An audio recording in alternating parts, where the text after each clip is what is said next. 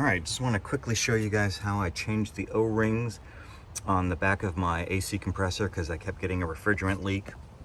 And so you can see, all I did is I took the fan out, which is very easy, a couple of T25 Torx screws here, and then unplug the fan controls, and it pulls right out really easy.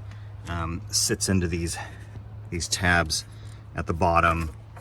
Pull a couple hoses, really simple stuff. But that gives you a lot of access into the back here.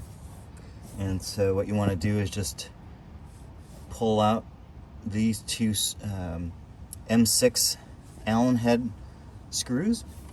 And there's actually two different size O-rings that go in. I thought they were the same O-rings, and I had a lot of trouble fitting this one in that goes into the dryer, but that's actually a different size than the O-ring that goes down here, along here onto your condenser. But anyway, just real quick, really easy to do. Took me about 5-10 minutes to pull the fan out, unbolt these, put the new O-rings back in, and hopefully I'll have AC back here.